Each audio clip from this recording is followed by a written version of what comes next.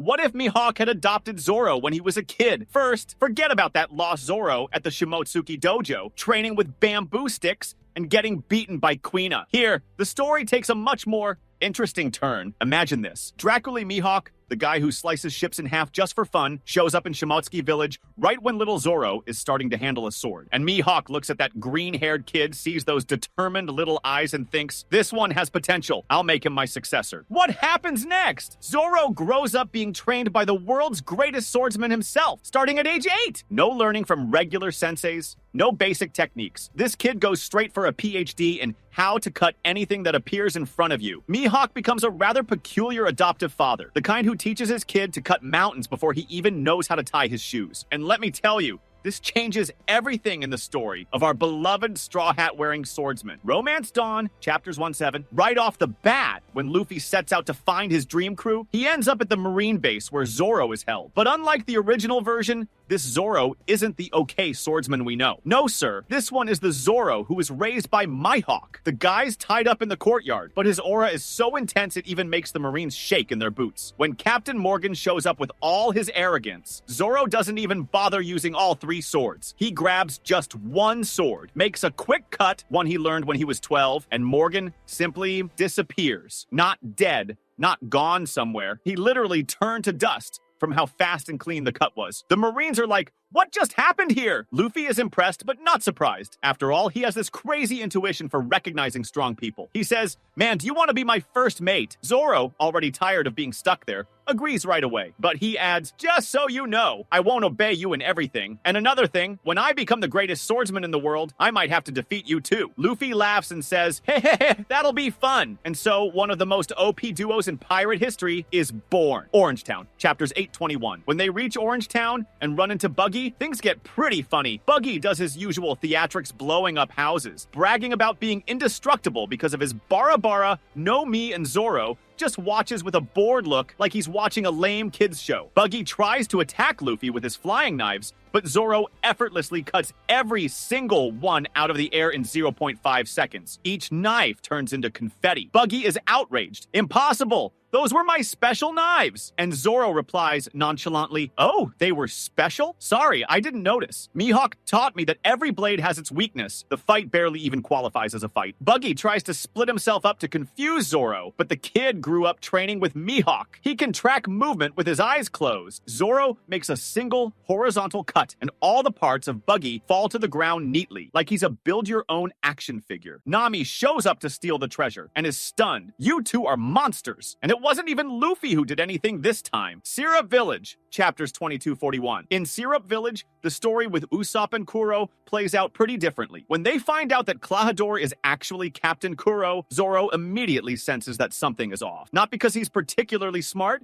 he's still not, but because Mihawk taught him to recognize killing intent from a young age. Kuro makes his dramatic entrance, wearing reflective glasses and sharp claws, hoping to terrorize everyone. Zoro looks at him and says, you use claws? Seriously, Mihawk told me that anyone who uses claws instead of a sword doesn't have confidence in their technique. Kuro is furious and charges in with all his speed. Here's where it gets interesting. Kuro uses shakushi, that super fast movement, but Zoro keeps up easily. Not just keeping up, he anticipates. When Kuro reappears to strike, Zoro's already there, sword ready. Clang! Kuro's claws crack against Zoro's sword. The pirate captain is stunned. Impossible! My claws can cut through steel! Zoro explains with the patience of a teacher. It's simple. Mihawk taught me that speed without precision is just running around. And also, your claws are sharp, but my sword has haki. Boom! Usopp watches all of this with his mouth open and immediately decides that he wants to join these guys because clearly, they're not regular pirates, they're next-level pirates. Result? Usopp becomes the crew's official sharpshooter, and Zoro gains a new fan who never stops asking about sword techniques. Baratie, chapters 42-68, Arriving at the Baratie, things get really interesting. When Don Krieg shows up with his huge fleet and golden armor, the restaurant staff is terrified. But Zoro just comments,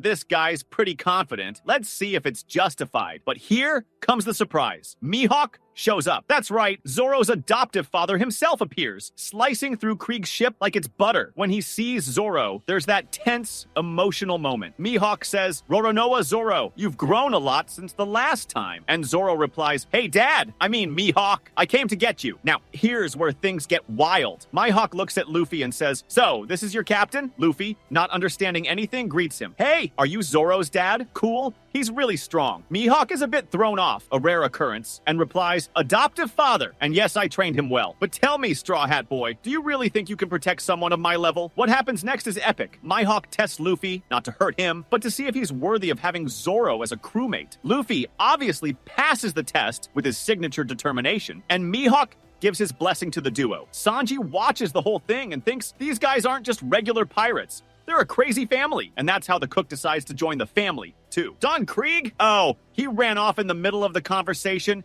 when he realized he was in the middle of a monster family reunion. Arlong Park, chapters 69 to 95. When they arrive in Kokoyasi and find out about Nami's situation with Arlong, Zoro is genuinely angry. Not the usual anger he has, but that quiet, dangerous anger Mihawk taught him, the kind of anger that's about to solve a problem once and for all. Arlong delivers his whole speech about the superiority of Fishman, showing his teeth and flexing his muscles, and Zoro just watches. When they finally get to Arlong Park, the Fishman looks at Zoro and mocks him. Another pathetic human with toy swords. Zoro sighs and says, "You know, Mihawk warned me that one day I'd meet someone who confuses strength with arrogance. I think that's you. The fight is over too quickly." Arlong tries to bite Zoro because, well, shark, but the swordsman simply disappears. When he reappears, he's behind Arlong, sheathing his sword. Arlong is confused. "What did you do?" Zoro answers, "Kirafuda, a technique Mihawk taught him to cut only what you intend to cut." Arlong's teeth start to fall out. All of them. One by one. Plop, plop, plop. Arlong panics. "My teeth! They're my weapon!" Zoro calmly explains, "Exactly. That's why I only cut them. Mihawk taught me that true strength lies in controlling what you destroy and what you preserve." Nami is moved, seeing that Zoro solved the problem without destroying the whole village. And for the first time, she understands that these pirates are different. Luffy approves. "Zoro, that was amazing. You only cut the teeth." And Zoro smiles. "I learned from the best." Loguetown, chapters 96 to 100. In Loguetown, the city where the Pirate King was born and died, Zoro goes straight to the town's most famous sword shop. The owner is impressed when he sees the level of Zoro's techniques and offers him the best swords in the shop, including the Sandai Kitetsu, the cursed sword. When the shopkeeper explains the curse of the Sandai Kitetsu, Zoro chuckles. "Curse? Man, I grew up with Mihawk. You think a cursed sword is going to intimidate me?" He grabs the sword, and unlike the original owner, he doesn't test his luck. He simply draws it, and the sword calms down completely. The shopkeeper is in shock. "Impossible! This sword has never accepted anyone like this." When Captain Smoker appears to capture Luffy, Zoro steps in. Smoker, confident in his Logia powers, attacks with smoke. But Zoro cuts the smoke. Literally, he cuts the smoke. Smoker is in shock. "How did you cut my smoke?" And Zoro, with that serious face, says, "Mihawk taught me that everything can be cut if you know how. Even intangible elements have a core that can be struck." Dragon shows up to help, but it's not really needed. Zoro had already controlled the situation. And that's the end of the East Blue Saga. With a bang, Reverse Mountain and Laboon, chapters 101 to 105. At the entrance of the Grand Line, when they meet Laboon, the whale that keeps banging its head against the Red Line, Zoro immediately understands the animal's pain. After all, he was raised by Mihawk, who also knows the loneliness of being too strong and not having companions on the same level. Unlike the original, Zoro suggests a more direct approach. "How about I cut a little piece of the Red Line to make a hole? That way, Laboon can pass to the other side and look for his crew." Crocus is horrified. "You can't cut the Red Line." Zoro scratches his head. "Why not? It's just stone." Luffy loves the idea. Nami panics, and in the end, Crocus explains why that would be a terrible geological idea. But the intent counts, right? Whiskey Peak, chapters 106 to 114. In Whiskey Peak, when they discover the whole town is a trap set by Baroque works, Zoro isn't even surprised. Mihawk taught him to always be suspicious of excessive hospitality. So when the Baroque works agents reveal their identities, Zoro was already expecting it. Mr. Five and Miss Valentine attack with their devil fruits, explosions and weight control, but Zoro tries a new technique Mihawk once mentioned, dimensional cut. He literally cuts the space between him and the explosions, making them disappear into a parallel dimension. Miss Valentine tries to crush him by becoming super heavy, but Zoro simply cuts her without hurting her. He only cuts her weight, leaving her floating like a balloon. Vivi is impressed and asks for help to save Alabasta. When she explains about Crocodile, Zoro comments, Shichibukai, right? Mihawk sometimes mentions those guys in meetings. He calls them politics. But if he's hurting people, then it's not a political problem. It's a moral one. Luffy agrees immediately, and that's how they head to Alabasta with Zoro, already having insider knowledge about the Shichibukai system. Little Garden, chapters 115 to 129. Little Garden is where Zoro meets Dory and Brogy, the giants who've been fighting for 100 years. Zoro is fascinated not by their fight, but by their dedication. 100 years of fighting reminds me of the stories Mihawk tells about persistence. When Mr. 3 appears with his wax traps, Zoro tries to cut them, but realizes he can't. Not because the wax is harder than his techniques, but because it's too sticky. Interesting? He thinks, Mihawk never taught me how to deal with substances that stick instead of resisting. This becomes a valuable lesson on adapting techniques for different types of opponents. In the end, when the giants need help, Zoro uses a new technique. Instead of cutting the wax, he heats the blades of his swords with ultra-fast friction, a technique he came up with on the spot, melting the prison. Dory and Brogy are impressed. This human is creative, and Zoro learns that sometimes improvising is just as important as following traditional training. Drum Island, chapters 130 to 154. When they arrive on the Winter Island and Nami falls ill, Zoro gets worried in a way that surprises everyone. After all, Mihawk might have taught him to cut anything, but he also taught him about compassion and protecting those who can't protect themselves. In Dr. Kuriha's castle, when Wapol shows up wanting to take control of the island again, Zoro gets genuinely angry. You abandoned your people when they needed you most, and now you want to come back just because the situation has improved? Wapol attacks, trying to eat Zoro with his Baku Baku no Mi, but Zoro simply cuts Wapol's hunger. Yes, he literally cuts the abstract concept of hunger, making Wapol lose his appetite entirely. Chopper is both impressed and a little scared. How did you cut something that's not physical? Zoro explains, Mihawk told me that a true swordsman can cut even emotions if necessary, but that should only be used against those who deserve it. Tony Chopper decides to join the crew, especially after seeing that Zoro has a strong protective side, something that matches Chopper's instincts as a doctor. Alabasta, chapters 155 to 217. When they arrive in Alabasta, the long-awaited showdown happens. Zoro versus Daz Bones. Mr. 1, the man who can turn into steel. But this time, the fight has a completely different meaning. Daz Bones introduces himself. I'm made of steel. Your swords are useless against me. Zoro smiles. Funny, Mihawk once told me about you. Said you were an interesting challenge 10 years ago. The fight here isn't about Zoro learning to cut steel. He's been able to do that for years. It's about him learning to use his strength responsibly. Daz Bones is strong, but Zoro is on another level. Instead of destroying his opponent, Zoro uses precise techniques to incapacitate without killing. Mihawk taught me that true strength is knowing when not to use all your power. Meanwhile, Luffy faces Crocodile, and this time, Zoro is there as backup. When Crocodile uses his power to dry everything out, Zoro tries an experimental technique. Moist cut. He cuts the air around them, creating a barrier of moisture to protect Luffy. Crocodile is confused. How did you create water out of nothing? Zoro explains, I didn't create it. I just cut the water vapor molecules that were already in the air and condensed them. In the end, when they stopped the Civil War, Vivi especially thanks Zoro. You could have solved everything with violence, but you chose to protect the people. Zoro gets a little embarrassed. Yeah, Mihawk always says that strength without purpose is just destruction. And so, Alabasta is saved not only by brute force, but by the wisdom Mihawk passed on to his adopted son. Jaya, chapters 218 to 236. In Jaya, when they meet Cricket and learn about the story of Noland and Calgra, Zoro becomes reflective. The story of friends separated by circumstances beyond their control strikes a chord with him, because it reminds him of his own situation with Mihawk, always having to separate to grow stronger. When Bellamy shows up to mock Luffy's dreams, Zoro stays quiet at first. But when Bellamy keeps insisting that dreams are nonsense, Zoro speaks quietly. You know, I know a guy who dreamed of becoming the world's greatest swordsman. It took him years to achieve, but he never gave up. Today, he's my adoptive father. Bellamy laughs. Adoptive father? How pathetic. Then Zoro stands up. His name is Dracule Mihawk. Bellamy immediately stops laughing. Sarkis tries to attack Zoro from behind, but Zoro simply turns and looks at him. He just looks. Sarkis faints from fear. Bellamy gets nervous. You're bluffing! There's no way Mihawk is your dad. Zoro shrugs. I don't need to prove anything, but if you want to test whether I've learned anything from him, Bellamy quickly backs down. In the end, there's no need for a fight. The mere reputation of Mihawk solves the problem. Skypiea, chapters 237 to 302. Skypiea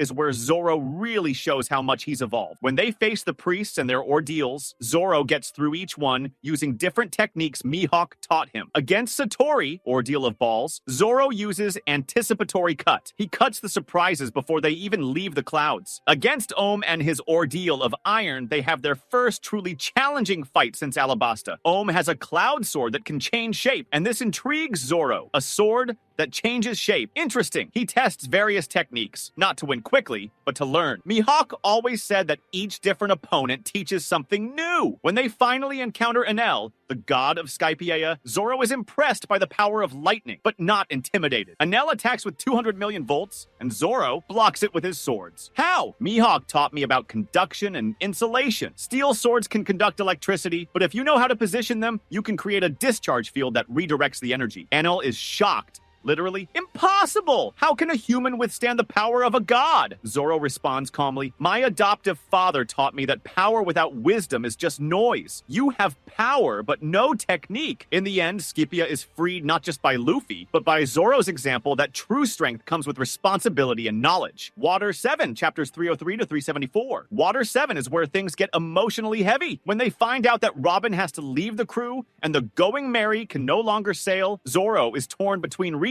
what Mihawk taught him, and loyalty to the crew. During the fight against CP9, Zoro faces Kaku, who has the Zuzu no Mi giraffe model. Kaku uses Rankyaku, a blade storm made of air, but Zoro cuts all the blades in midair before they even reach him. Interesting technique, Zoro comments. But air blades are even easier to cut than metal blades. Kaku is confused. How do you cut air? Zoro explains patiently, anything that moves has a trajectory. If you can see the trajectory, you can cut it. The important revelation happens when Zoro contacts Mihawk via Denden Mushi during the crisis. Mihawk gives him crucial advice. Sometimes, protecting someone means letting them make their own decisions, even when you disagree. This helps Zoro understand that Robin needs to resolve her situation in her own way. At the end of the arc, when they burn the Going Merry, Zoro cries. For the first time since Mihawk adopted him, he cries openly. Mihawk taught him to be strong, but also that sometimes being strong means accepting loss with dignity. Thank you, Mary, Zoro whispers. You brought us this far. It's a moment that shows that all his training with Mihawk didn't take away his humanity. Thriller Bark, chapters 431 to 489. Thriller Bark starts with Zoro meeting Brook, and he immediately feels something familiar. You remind me of someone, Zoro comments. Brook responds, yo ho ho ho ho! Could it be your father by any chance? Zoro grows serious. How do you know? Brook stops laughing. You have the same presence as Mihawk. I met him many years ago. Against Ryuma, the zombie with Brook's shadow, Zoro finally has a classic swordsman duel. Ryuma uses ancient pure techniques. No special powers,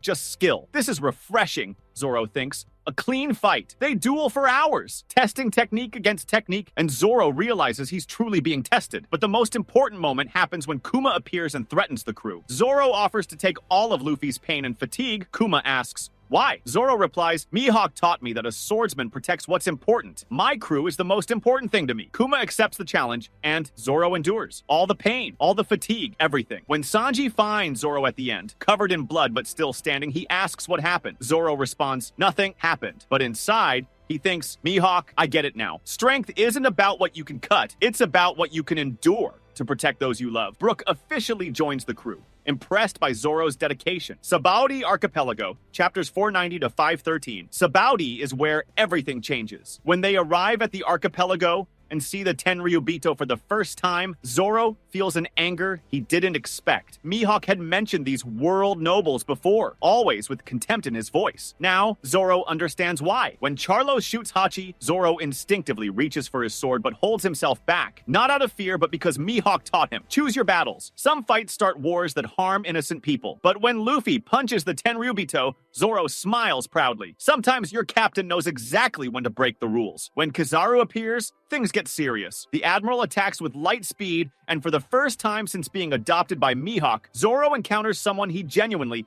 can't keep up with. Interesting, he thinks. So this is the level of an admiral. Kizaru comments, Roronoa Zoro, Mihawk talks a lot about you in the Shichibukai meetings, but the defining moment is when Kuma appears and begins teleporting the crew. Before he's sent away, Zoro shouts, Luffy, we'll meet again in 2 years. I'll be even stronger. It's a promise, not just to the captain, but to himself. Kuma sends Zoro straight to Kuraigana Island. Back home with Mihawk? Looks like you need more training, Mihawk comments when he sees Zoro appear. Zoro smiles. Yes, father, I need it badly. Time skip. 2 years with Mihawk, new era. During the time skip, Zoro gets a unique opportunity to train again with Mihawk, but this time as an experienced swordsman, not a child. Mihawk is impressed. You've grown beyond my expectations. Now I can teach you the techniques I reserved for masters. These 2 years are intense. Mihawk teaches Zoro about conceptual cutting, the ability to cut abstract ideas like fear, doubt, and destiny. A true swordsman, Mihawk explains, doesn't just cut what he sees, but what stands in the way of his companion's happiness. Perona watches their training and comments, "You two are crazy, but in a beautiful way." At the end of the 2 years, Mihawk says something that surprises Zoro. "Maybe you've surpassed me in some areas. Your technique is perfect, but more importantly, your heart is in the right place." Zoro is moved. "Mihawk, thank you for teaching me not just to be strong, but to be a good person." Mihawk smiles, which is rare. "That you learned on your own, with your friends. I only gave you the tools." Fishman Island, chapter 603 to 653. Arriving at Fishman Island after the time skip, Zoro is visibly different. More mature, more controlled, but also more dangerous. When Hody Jones appears with his new Fishman pirates, spreading hate against humans, Zoro is genuinely saddened. "What a waste!" Zoro says when he sees Hody. "You have strength, but you use it for hatred." Hody attacks with energy steroids, growing gigantic, but Zoro simply cuts. His hatred, literally. It's one of the conceptual techniques Mihawk taught him. Hody halts mid-attack, confused. "Why can't I feel anger anymore?" Zoro explains, "Mihawk taught me that destructive emotions can be cut like anything else. I cut your hatred, not your strength. Now, you can choose what to do with your power. It's a different kind of victory, not through destruction, but through redemption." Jinbei is impressed. This kind of technique, only true masters can use it. Fishman Island is saved, and Zoro earns the respect of an entire nation. Punk Hazard, chapters 654 to 699. In Punk Hazard, Zoro finally meets someone who matches him, Trafalgar Law. When Law uses room and tries to cut Zoro, something interesting happens. Zoro cuts Law's room itself. "Impossible," says Law. "My ability controls space." Zoro explains, "Space is just another dimension. If it has limits, it can be cut." Against Monet, the Snow Woman, Zoro uses a psychological technique Mihawk taught him, fear cut. He simulates an attack so convincingly that Monet faints from terror without even being touched. Dressrosa, chapter 700 to 801. Dressrosa is where Zoro unexpectedly reunites with Mihawk. Amid the chaos caused by Doflamingo, Mihawk appears in the Colosseum. "Zoro," he says calmly, "it seems you're causing some interesting trouble." Zoro smiles. "I learned from the best." When Pika, the giant stone man, appears, Zoro initially plans to attack traditionally, but Mihawk intervenes. "How about testing that technique we discussed?" Zoro immediately understands. Instead of cutting Pika directly, he cuts the connection between Pika and the stone. Result, Pika completely loses control of his powers. Against Doflamingo, father and adopted son fight together for the first time. Doflamingo uses strings to control people, but Mihawk and Zoro cut all the strings simultaneously, not the physical ones, but the strings of mental control. "You two are the same," Doflamingo comments, frustrated. "We are," Mihawk replies proudly. "He's my son." At the end of the arc, when Dressrosa is free, Mihawk gives Zoro one last piece of advice. "You don't need my training anymore. Now, you need to teach others." Zoro understands that it's time to become not just a strong swordsman, but a mentor. Rebecca and the other gladiators ask Zoro to teach them a few basic techniques before he leaves. Zoro agrees, honoring the tradition Mihawk started. Zoo, chapters 802 to 824. In Zoo, when they discover Jack attacked the mink, Zoro is impressed by their resilience. They didn't say a word, even under torture, he notes. Inuarashi explains loyalty, and Zoro comments, "Mihawk taught me about that too. True loyalty doesn't break, it only strengthens." When they find the poneglyphs and Robin begins translating them, Zoro asks something that surprises everyone. "Robin, do you want me to cut these stones so you can read them better?" Robin is touched. "Zoro, these are irreplaceable historical relics." Zoro scratches his head. "Oh, really? Sorry, I just wanted to help." The revelation about Sanji and his family leaves everyone worried, but Zoro has a unique perspective. Blood family isn't everything. Mihawk isn't my biological father, but he's given me more love and guidance than any relative could. It's a comment that helps Luffy better understand Sanji's situation. Zhao becomes a moment of reflection on what truly makes a family. Whole Cake Island, chapters 825 to 902. During the Whole Cake Island arc, Zoro stays in Wano with part of the crew, but his influence is felt through the lessons he taught his companions. When Sanji faces his family, he remembers Zoro's words. True family is the one that accepts you as you are. Through a flashback, we see Zoro talking to Sanji before their separation. If your biological family doesn't value you, remember you have a family that chose to have you. Mihawk always says that chosen bonds are stronger than blood ties. These words help Sanji make tough decisions during the arc. When Luffy fights Katakuri, he uses some concentration techniques that Zoro taught him. Not sword techniques, but mental techniques that Mihawk passed on to Zoro, who then passed them on to Luffy. Focus on the present moment, Luffy remembers Zoro saying. The past and future don't exist in a fight. This philosophy helps Luffy develop his Kenbun-shoku haki. Wano, chapters 903, 1057. Wano is where everything culminates. When they arrive in the land of the samurai, Zoro feels a special connection, not just because of the sword culture, but because Mihawk had told him stories about Wano. This place has history, Zoro comments when he first sees Enma. Against King, Zoro faces his greatest challenge since the time skip. King is strong, flies, and has fire things that make the fight difficult for a swordsman. But Zoro remembers Mihawk's lessons. Adapt to the opponent. Don't force the opponent to adapt to you. He comes up with aerial techniques on the spot, cutting both King and the very concept of flying. When Kaido appears in his dragon form, something impressive happens. Zoro looks at him and comments, "Mihawk told me about you once. He said you were strong, but predictable." Kaido laughs. "Predictable?" Zoro explains. "Raw power without finesse. Mihawk taught me to recognize that kind." In the final battle against Kaido, Zoro doesn't face him alone because, well, he's smart. But he provides crucial support to Luffy. When Kaido launches massive area attacks, Zoro cuts through them, protecting civilians. That's the role of a swordsman, he thinks, to cut what threatens those who can't protect themselves. At the end of Wano, when everything is resolved, Mihawk appears once again. "How do you evaluate your progress?" he asks. Zoro looks at his companions, then at Mihawk. "I learned that being strong isn't about cutting everything that comes your way. It's about choosing what to cut and what to protect." Mihawk smiles. "Now you really understand. You're no longer my student. You're my equal." It's the final recognition Zoro always wanted, but now realizes he's had for a long time. And there it is. If Mihawk had adopted Zoro when he was a child, we'd have a completely different story. Not just stronger in terms of power, but richer emotionally. Zoro would have grown not only as the most powerful swordsman, but as someone who understands that true strength comes from protection and love for one's chosen family. Mihawk, in turn, would discover that being a father, even an adoptive one, would not only make him a better fighter, but a better person. The loneliness of being the strongest would fade, replaced by the pride of seeing his son surpass even his own expectations. In the end, it would be a story about how family isn't defined by blood, but by choice, dedication, and unconditional love. Zoro would have become not just Mihawk's successor, but someone who honors the legacy while forging his own path. What do you think? Leave a comment below about what your favorite arc would look like in this alternate timeline.